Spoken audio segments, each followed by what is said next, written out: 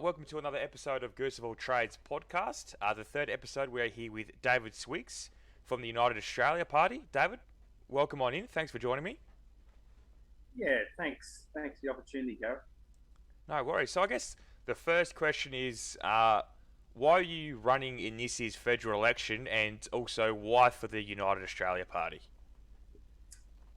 Well, I guess this all started, around when COVID was prevalent, and one thing led to another, and my family was quite severely affected by COVID with regards to work and things like that. So, yeah, I sort of started to see some things in the community, like the mental health was deteriorating. A lot of people I knew and I felt people were being coerced and things like that. So, I thought, what will the fallout of this be, and perhaps what can I do? And yeah, it led me to apply and for a candidacy of the United Australia Party, and yeah, here we are. Yep. So why why Um, why United? um, Well, I feel that the United Australia Party mostly aligns with my values. So I considered going independent because there's a lot of expense with regards to that if you want to run a 5 or 6 month campaign. So yeah, I looked at UAP policies and got a bit of an insight into where the new policies, because UAP ran in 2019 and we've still got quite a few policies up on our website from there. Yep. So yeah, just went through it thoroughly, had to talk to a few people, and felt that UAP aligned mostly with my fairly conservative values. And yeah, here we are. Yep. Um, Something I have noticed with well, not all the candidates, but a lot of the candidates for Barker kind of have the same, I guess, reasoning or push to run for the federal election, and that's because of COVID and mandates and whatnot. My question is, obviously, your goal, if you were to be voted in, I guess, and the goal of the UAP is to um, bring in a lot of policies and all that surrounding mandates and all that. What is some policies outside of that? So obviously you guys are hoping that you'll get all that COVID stuff sorted early on or as quick as you can, and then Mm. obviously you'll move on to some other things. What are some other policies that you find really important for you? Yeah, well, firstly, just to confirm what you just said, UAP is proposing a Bill of Rights. Yep. That will go to a referendum. We just want to, like the other freedom parties, we want to make sure that we never have a situation again where our freedoms, where a part of the population feel that their freedoms are encroached on. But leading on from that, I feel that a lot of issues will be solved just by the fact that we can get those freedoms back in place, because then we can let the free market do its thing and supply and demand and all that sort of thing. But policy wise, as we know, we've heard in the news that mainly the Liberal government we've had for the last few years have run up quite a big debt. Um, Part of my history, or part of my career has been 10 years in banking. So I can see very clearly what, running up that sort of debt can do. And looking back thinking, well, it's all very well running up the debt if we get lots of different things like hospitals and schools and roads and all that built, but it doesn't seem like any of that's happened. So yeah, we want to be able to try and clear that debt. We have a policy to put a 15% mining license on everyone that buys our ore.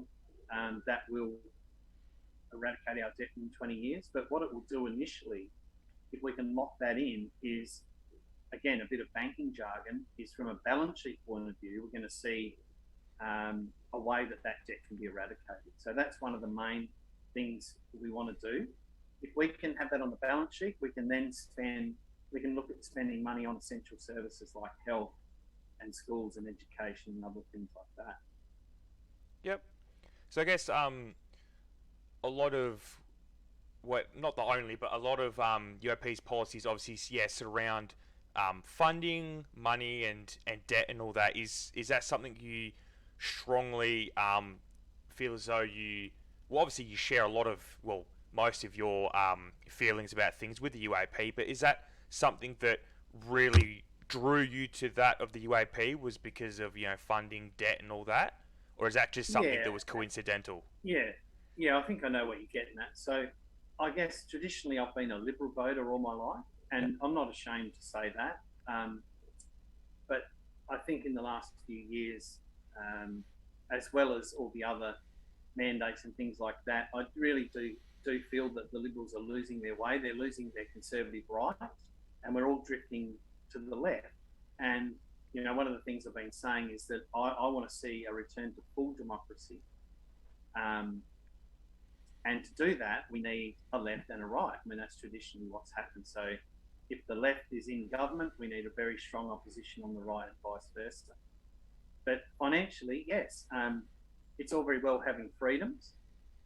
Well, it's our right to have our freedoms, but it's the freedom thing is one thing, but we also need to be able to financially manage the country properly.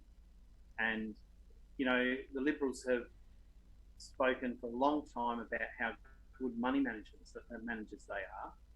But at the end of the day, they're the ones that have run up the most debt. I mean, our federal debt or our national debt was 100 billion in 2010, and now it's 1,000 billion. So it's 10 times what it was, and that puts enormous pressure on interest rates.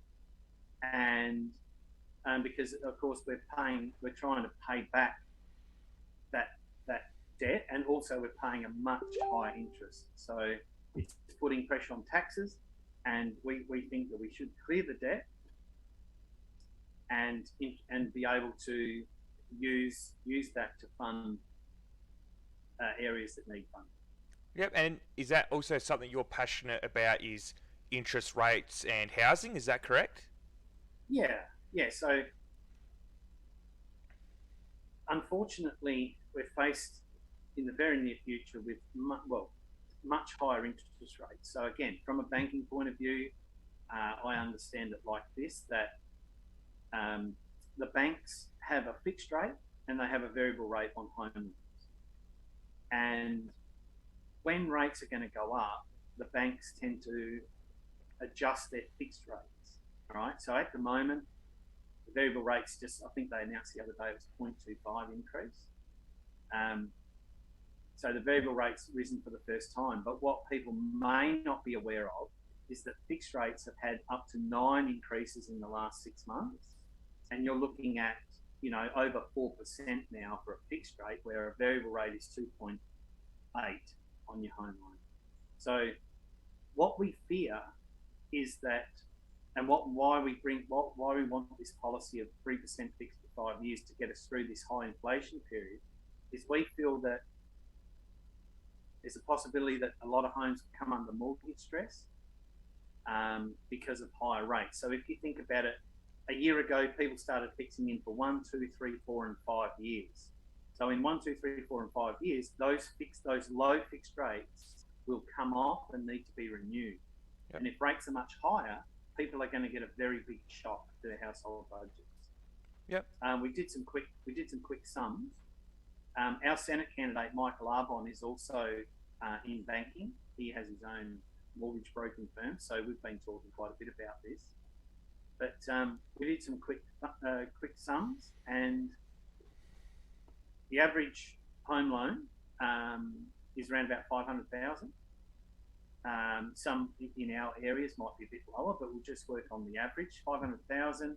If rates were to rise by 2.5%, the household would need to earn an extra $15,000 a year just to pay those extra repayments.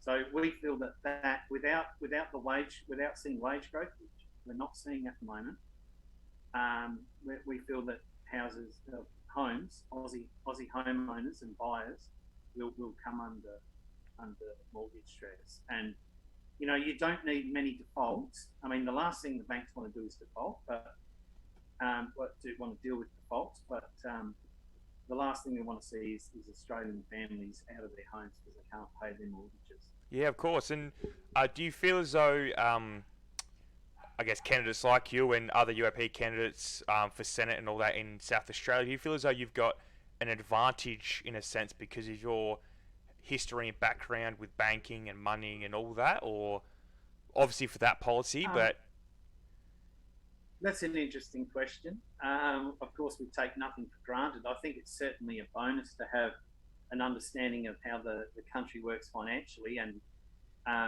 you know, on a daily basis, we're talking about that. There's many policies, many financial policies that we have. So yeah, I think it's very good, going into this to understand how economics works and the finances of the country work, because they're very closely related with banking, and they're very closely related with everyday Australians with their home loans. yep. Yeah. And I guess kind of going more specifically now, what will you do for the region of Barker if you are elected in this federal election? What are some policies or issues you'd like to see tackled for Barker specifically? Well, sticking on the financial policies, one of our main regional policies that will affect Barker is our 20% tax rebate. So what basically that is that people in regional areas, we have set a target around 200 kilometres from the capital city, but I would be arguing and advocating for the whole of Barker because we are a very regional seat.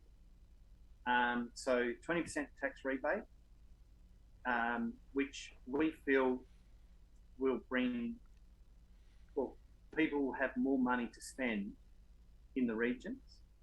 It will bring back investment. It will bring back services. The more people that we can get back to the regions, the better. And along with that, we want to see, so being regional people all our lives, the regions create a lot of wealth for the country. What we want to see is that at least 25% of that wealth that's generated comes back to the regions.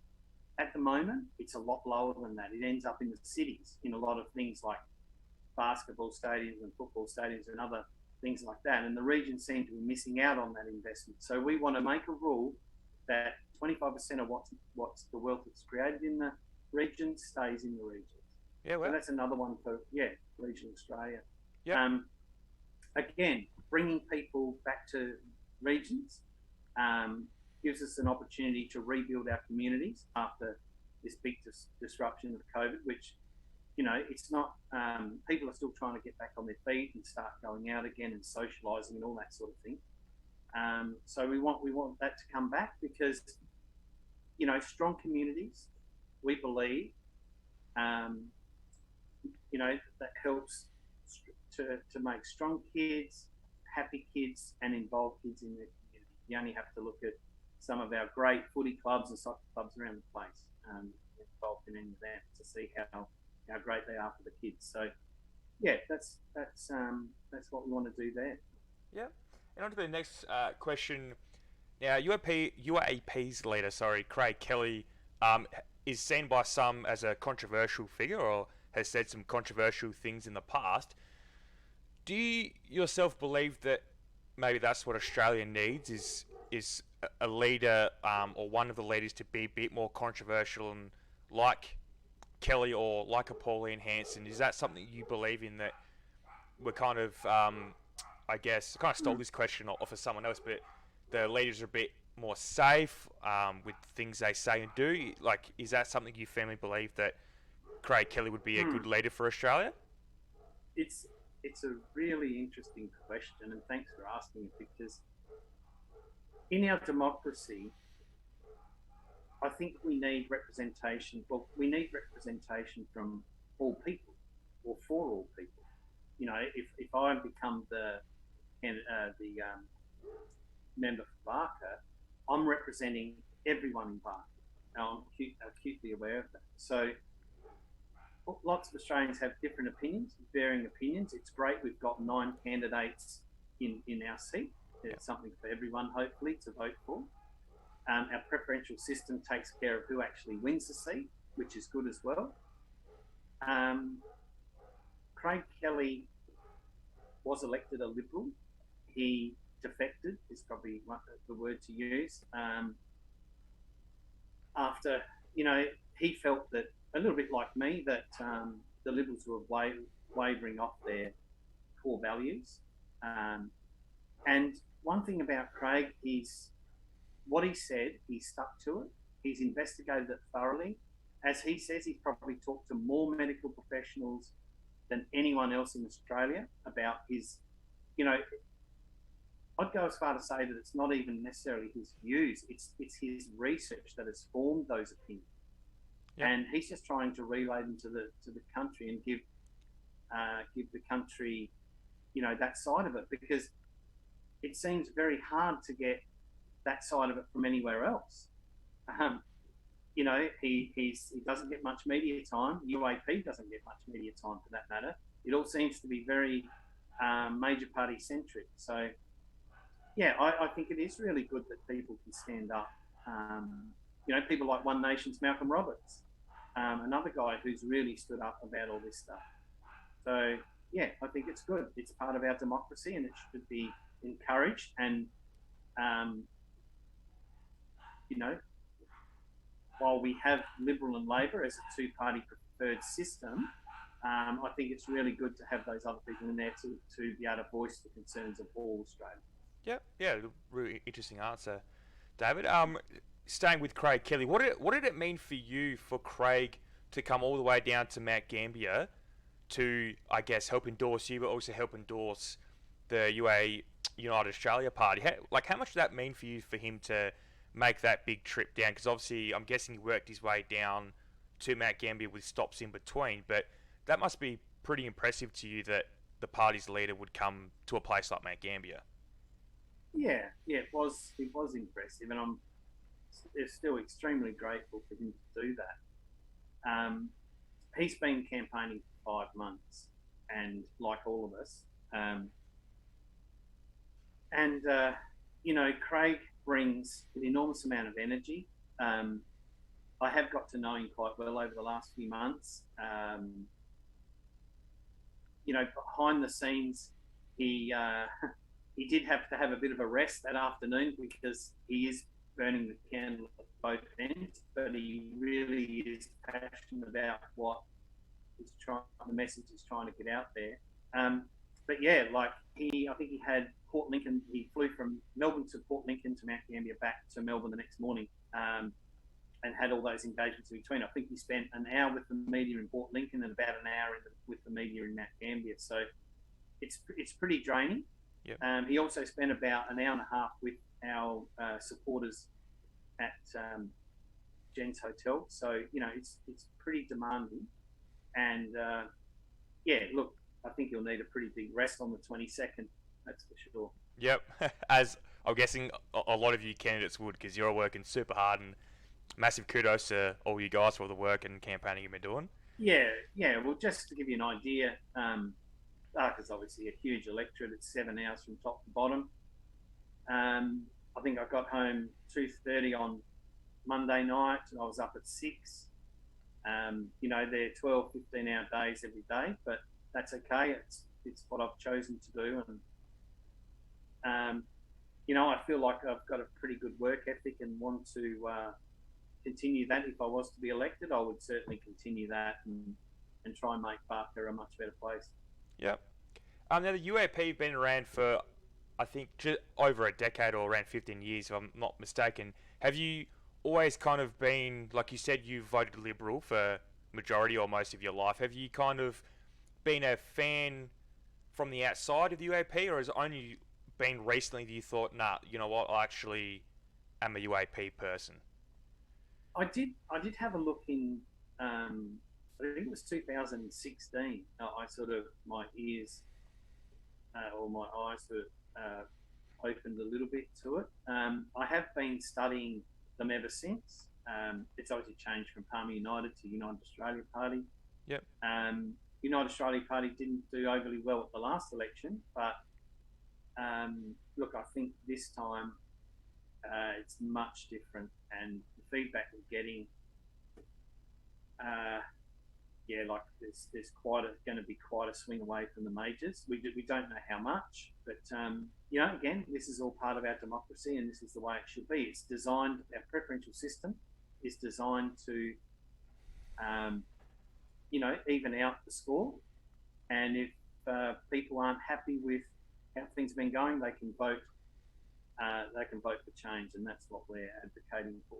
Yeah, but this will be a very interesting election for sure, and I agree with you. I think there's going to be a big swing. Don't know how big it's going to be, like you stated too, but I have noticed myself a lot of support for the other minor parties, like even Animal Justice Party have gained more traction. UAP have gained some traction. One Nation's got more traction. What they had, like, there's a lot of people kind of either leaving the major parties and going to these parties as a follower or a member or a supporter, or people that sat on the fence, or people that didn't even follow politics, people that didn't even vote. I know quite a few people that are my age, mid 20s, and they've never voted before, but this election they're voting. So that Yeah, again, that's good to hear. yeah, that again goes to all you candidates across Barker and Australia and all the other parties that are willing to give this a go. That, yeah, massive kudos to all of you, because you're obviously doing something right, that's for sure. Yeah, thank you. Um, Now, hypothetically speaking, probably won't happen this election, but in the future, do you believe that the United Australia Party could become a major or the major party in the future? Is that something that you look to, that you think is a doable thing in your lifetime? I do actually. I do, and the reason is we seem to have lost. I think I mentioned it before. Might go into a little bit more detail about the left and right. So I would consider United Australia Party fairly conservative, um, and we're trying to. It seems like we are replacing a bit of what Liberal have lost. Liberal, I think it's fair to say that the conservative right of the Liberals have been diminished, and when that happens, if you can imagine a very right wing and a very left wing um, Liberal and Labor person, there's somewhere in the middle. And I think that when you lose the right, everything drifts to the left more. Um, and I think that's quite a dangerous thing. And that's why I'm doing what I'm doing. And I do believe that um, given a bit more, given a bit more time, maybe even a few more elections, we're going to see what the United Australia Party is really about. I mean, this time, haven't really had a chance to get to know the candidates as much as Liberal and Labor, for instance. Like, we've been around for 4 or 5 months, some even less. So yeah, once there's a bit more time goes past, I really think we can be a force, absolutely. If not at this election. Yep, and you obviously just stated that you feel as though UAP have picked up what Liberals lost. Do you think that you'll appeal more to Liberal voters that don't want to vote Liberal, but kind of share some of the ideology, and, like you said, that they still support what Liberal used to be, but they'll now lean more towards UAP? Oh, I do, yes, and that's the feedback I've been getting. But just on another issue to do with that, I was quite astonished to see, not only in Barker, but pretty well around Australia, the Labor how to vote cards. Now, I know that people don't have to follow the how to vote cards, but we also know that people go into a polling booth, they're in a hurry, they just want to vote for a side, and they'll grab the how to vote card and just follow it. So I think they estimate there's about 50% may follow how to vote cards. Yeah. I encourage everyone to vote with their conscience and their heart and their mind, however they want to. It's a really important thing to do. Our country's future for the next 3 years depends on it. So, but it's quite astonishing to see that in Barker, the Labor Party is essentially preferencing Liberals. Yeah, major And shock. Yeah. a quick look. I don't know if you've had a look, but a quick look at the how to vote card, and it's very obvious that if Labor preferences are counted, because not all preferences are counted, the top two before the decisions made are not counted. So if Labor's preferences were to be counted, they will go to the Liberal Party. Yeah. And this is not isolated to Barker. This is all through Western Australia. It's through the Conservative seats in South Australia. It's in Queensland. It's quite a lot around the country. And I think if people were to really know that, especially Labor voters, I think they'd be quite shocked. And I suggest that really Labor voters, if you still want to vote Labor, just throw that how to vote card in the bin, because you're basically, and I'm happy to be challenged on this, but you are basically electing a Liberal member if you follow the how to vote card. Yep. Yeah, I was very, very surprised to see that brought to my attention a few days ago, actually. I don't know if I've ever seen anything like that in Australian politics or even international politics, where essentially, yeah, you're right that a major party is preferencing meant to be its arch rival, its arch nemesis out of the two big major parties. So, well, our system relies on a government and a strong opposition. I can't see how it will work if we don't have a strong opposition. So if our opposition is preferencing the government, whether it's Labor or Liberal, how do we have the Westminster system working? How does our democracy continue when the opposition that is always disagreeing with the government and vice versa, how does it work when they start to agree? And unfortunately, that's what we've got at this election. And I just urge everyone to understand how those how to vote cards look. yep. But one thing I can say is it's in red and white on the Labor how to vote card. They are preferencing Liberal. Yep. I guess now looking kind of towards the future, if you're unfortunately unsuccessful in this federal election, have you already started to look ahead to maybe local council or state election? Or if you're unsuccessful this federal election, are you going to look straight ahead, but nah, federal election in a few years, I'm going again? Look, yes, the answer is yes. Look, I'm not a quitter in any way. So,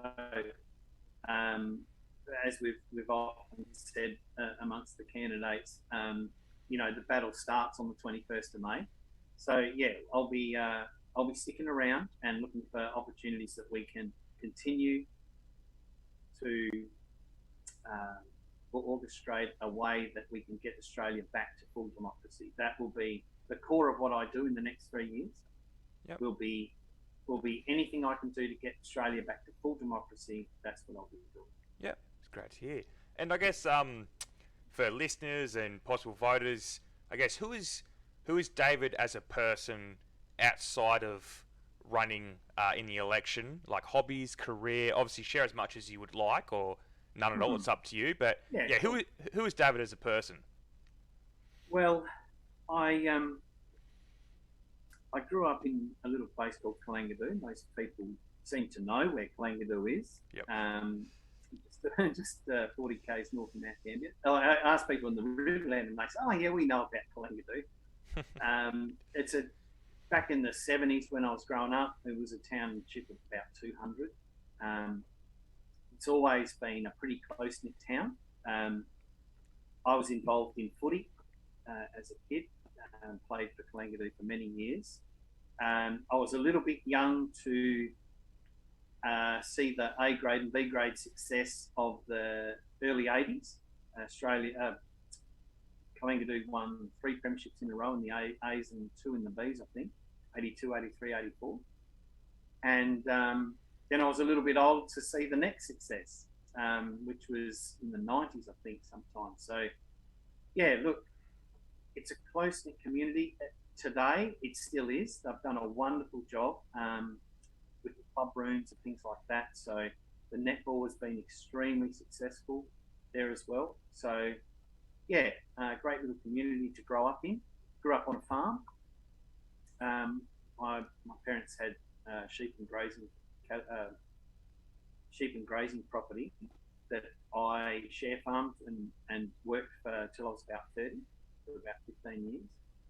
And then went into a furniture shop that most people would know as the Bedman um, in Mount Gambier. And then we added furniture to it. So it was the Bedman and Discovery Furniture for a few years.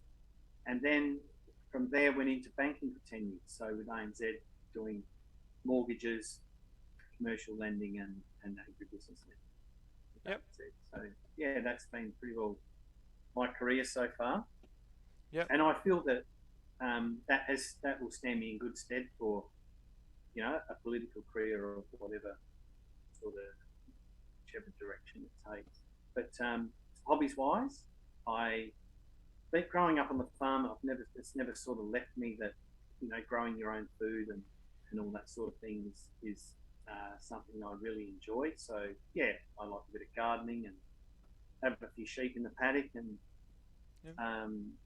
do a bit of this and that around the place with all that sort of thing. So I actually have a little business where I shear pets, so alpacas and sheep and things like that, which is actually for me a lot of fun. So Yeah. Okay. Yep. yeah, and there's a few other business ventures we have on the go. I've got a couple of business partners, and yeah, so that keeps me busy. But yeah, I like to lay reasonably low and just enjoy the simple things in life. And yeah, Yep. so people may ask, what the hell am I doing this? But I feel there's a need there, and yeah, pursuing it with everything I've got. Yep. Yeah. Awesome. I guess heading towards the latter part of the interview now. For all your supporters and voters, are you having an election party at all? And is the community invited? Feel free to plug it or anything if you are, because I actually forgot to ask this question with my two previous interviews, unfortunately. So Yeah. I've got to remember to ask everyone else this question. Well, to be perfectly honest, I have considered it, but it's not something I've got around to organise at this point. But I'm sure that we might see a sort of bit of a trend. We might understand what the polls are saying, and that will probably decide if and how big and where it might be. But with Barker being so big, we have discussed having a Zoom catch up where someone can have a central, video camera type thing happening, and then we sort of a few different areas dial in, and we can have a bit of a get together on election night. But yeah, I'll be on the polling booth all day on the Saturday. It doesn't finish till 6. Yep. So by the time we get out of there, yeah, it could be quite a late night, but Yep. hopefully it'll be close enough that we win a few seats, and there'll be a bit of celebration to be done. Yep. Cool. And lastly, for the people who would like to vote for you, how do you suggest that they fill out the ballot paper? Obviously, you've stated that everyone do their own research and whatnot, but a lot of people, like you've already spoken about earlier anyway, but a lot of people don't understand the full ballot voting and the preferences, and if you could maybe shine a bit of light on that for them. Yeah, that's fair enough. Look, I'm not going to go into a lesson about how the preferential system works because that'll take a fair while. But in essence, there's major parties: Liberal, Labor, Nationals, Greens, and then there's 4, and then there's 5 freedom parties in Barker. And I would suggest that if you want to vote for UAP and you want to vote for me, obviously put me at number 1. So this is the House of Representatives green ballot paper. Yep. So I would be number 1. You can choose the next 4, and that's a combination of all the freedom parties.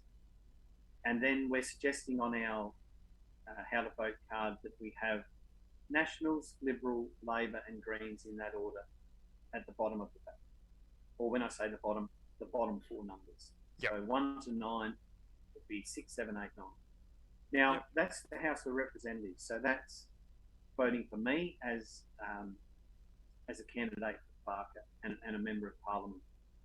In the Senate, the upper house, that's where laws are passed.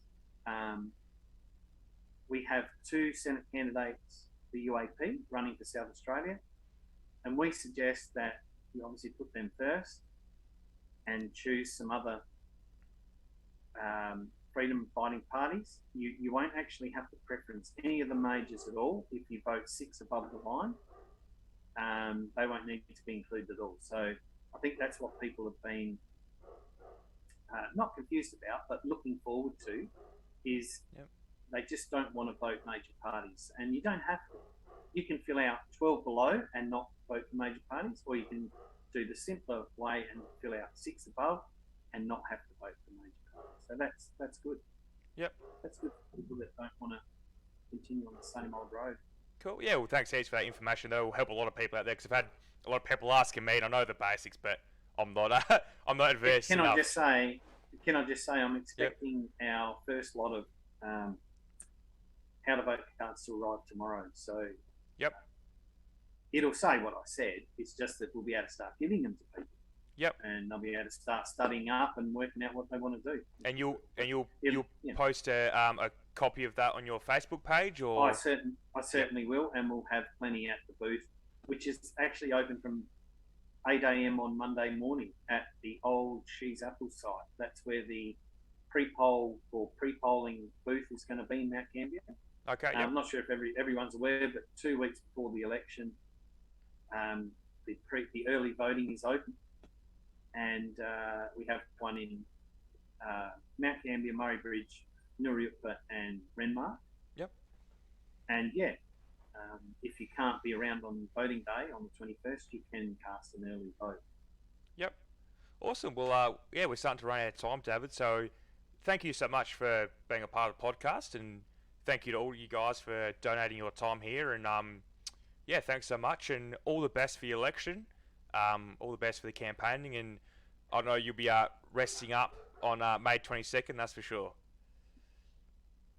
Yeah, maybe. I'm not sure. I don't really know, but I'll be right. Look, I'm looking after myself pretty well and trying to get through it the best I can, and not going too bad at the moment. So looking forward to the next couple of weeks. That's for sure.